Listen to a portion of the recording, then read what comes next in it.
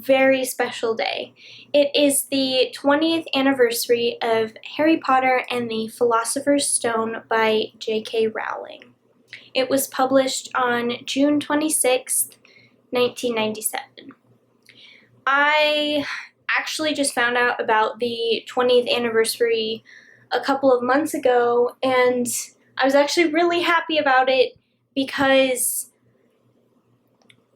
I am 23 years of age, and I had never read Harry Potter until this year.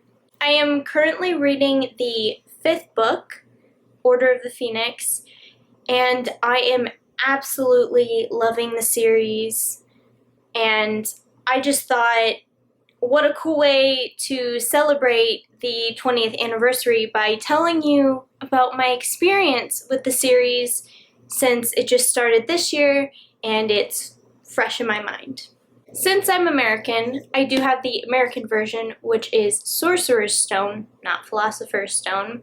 The American version actually didn't come out until 1998 in September, and I thought about waiting, but it's the same book, and Philosopher's Stone, the first book to come out in the UK, that was like the first ever Harry Potter book anywhere, so I felt like that was the anniversary I should be celebrating. Growing up, I was not into Harry Potter for certain reasons, and then when I got old enough to kind of, decide for myself, I just wasn't really into it. I've always loved fantasy movies, but I've never really read tons of fantasy books. I was curious about all the people who were really into it, like really into it. Getting into BookTube, watching videos, I realized something that was like really cool to me. Not many booktubers agree on the same book. Everyone has different tastes, different opinions, which is great. It makes BookTube diverse. Not everyone has like the same opinion. I have watched tons of booktubers. I mean, I've probably barely scratched the surface, but I've watched a fair amount of booktubers. Correct me if I'm wrong, but I have just never seen hundreds and hundreds and probably thousands of people agree on one book series that they all absolutely love it and that it's positively impacted their lives. This year, curiosity got the best of me because I was like, the hype is so real and the bar is set so high, so many people love it. I wanted to see what they loved about it. I was also kind of scared because I didn't want to go into it with all this hype and then be the one person in the entire world that didn't like it. But I totally loved it, and I see why people adore this series so much. So I started this book, the first book, Harry Potter and the Philosopher's Stone, or Sorcerer's Stone, in January, and I know that I finished it within the same month. It didn't take me long at all, and I just kept going because I couldn't stop. J.K. Rowling has created such a big, detailed world, and from the first page, you're hooked. You want to know, who are these characters? Where are they going?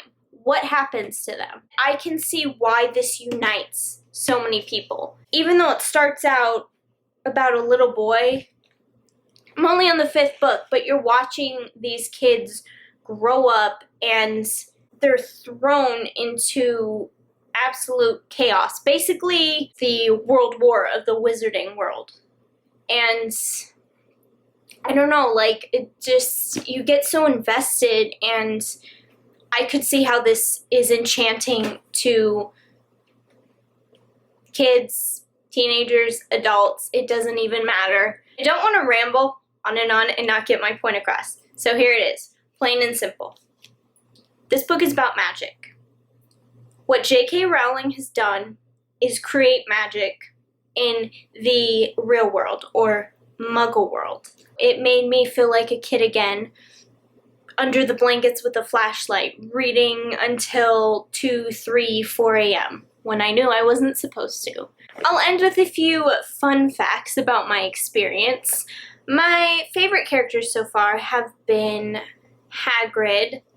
I love Hagrid. He's like a giant teddy bear that he's not like mean or like what you would think of a giant, like super big kind of a bully. He's like a giant teddy bear, and he's like a kid because he just has a really bad tendency to be attracted to creatures that are not safe, but he loves them, and he always gets himself in trouble.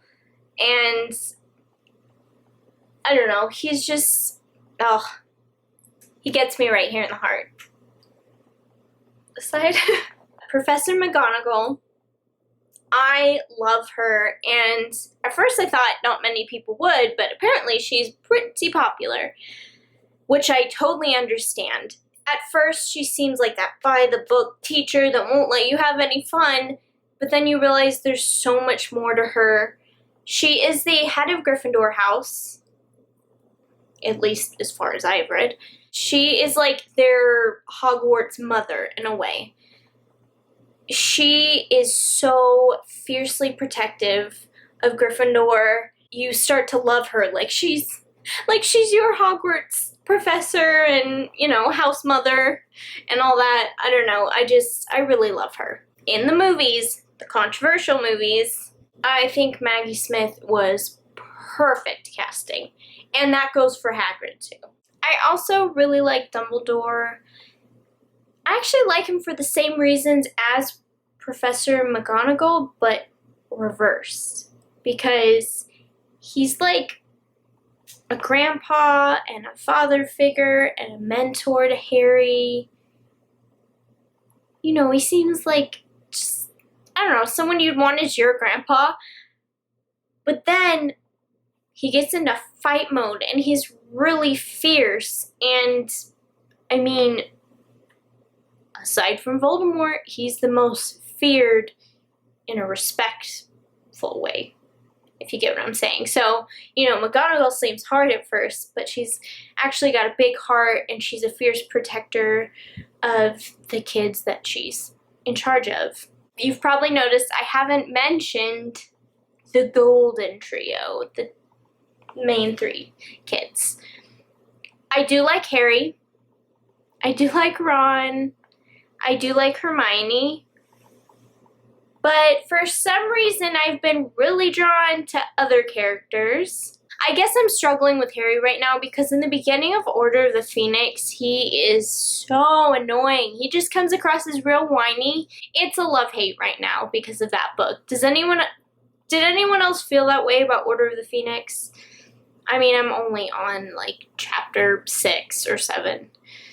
I shouldn't even be complaining, so just ignore me. I love Ron. He's funny. He's just, his temper, and I love his family. That's another, I love the Weasleys, and I think everyone does. They're so sweet. No matter how, you know, how little money they have or this or that, like, they're prepared to fight for what they believe in, fight for Harry, and I just love that. And then Hermione, you know, she comes across as like super like know-it-all, but then you get to know her, and honestly, like at first I'm like, oh, she's that person, but then I'm like, oh, I'm kind of that person who likes to know everything, and she's just a very fierce person, and I don't know. Like, as I was reading, I realized, I'm like, wow, I'm basically hating myself because I feel like I am Hermione. Obviously, in the books, I haven't got to the, like, main couple situations. But I will say that I don't mind them. Like, I know who ends up with who. Even when I wasn't reading the books, I knew that Hermione ended up with Ron. And now that I'm reading the books, honestly, like, it's cute to me. Not just cute, but, like, they started as friends, but they're also at each other's throats all the time fighting. And I don't know, that seems realistic to me and, to be honest, relatable. Fighting with someone you really like. It's happened. Also, Harry, I guessed in like the second, Chamber of Secrets. I guessed who he ended up with, and I was right, and I thought that was cute. I don't know, I like that he ends up with Ginny. Before I end, I'll talk about the controversial movies. So, Harry Potter is actually the first time that I feel strongly about the books being better than the movies. I'm not knowledgeable enough to come to, final conclusions. So far I don't have major problems with casting, although I know there's problems, guys. I know. I'm right here with you, Harry Potter community. I get it. I think it was Prisoner of Azkaban. I could be wrong. One of the movies, I was sitting there afterwards and I just didn't understand so many of the changes. They weren't even a big deal. They were just really weird to me, and I wish I could name specifics, but maybe as a fan you'll get what I'm saying. They're so small and I don't understand why they were made. Characters being eliminated, things being cut out completely, not just characters but like scenes. I have heard that the very last movie is the best. It's great that they finished, but it's a shame that the whole series couldn't live up to the books. I'm done rambling because I want to bring us back to the point that it's the anniversary of this great book and you need to read it if you haven't. Now I get why people reread it so much, because I feel like I could go back every time and find something different or pick up on a detail that I didn't, fully grasp the first time around. Happy anniversary to J.K. Rowling and Harry Potter and the Philosopher's Stone. Brava. It is a masterpiece, a work of art, a work of magic. I'm so glad that it is now in my life, and I'm so happy to continue this journey, because even when the final book is done, I'm going to start all over and do it all over again, and I can feel it. It's going to be just as great the second, the third, the fourth, the fifth time around. If you want to get involved in the discussion, leave comments down below on if you've read the books or if you haven't. Who's your favorite character? Do you like the movies? Do you not like the movies? Why don't you like the movies? If you didn't like the books, I would love to hear why. I doubt that's the case, but if you didn't, I'm really curious. Also, I forgot to mention this. I am a Ravenclaw. Whoop whoop! Ravenclaw pride, which is why I'm wearing blue today. So let me know down below if you're a fellow Ravenclaw or if you're in other houses, which are all great as well. Hufflepuff, Gryffindor, Slytherin. Just kidding. If you enjoyed this Harry Potter video, don't forget to give it a thumbs up, hit that red button down below to subscribe, and become a member of my YouTube family. Click the bell to turn on your notifications. I will see you in my next video. Bye!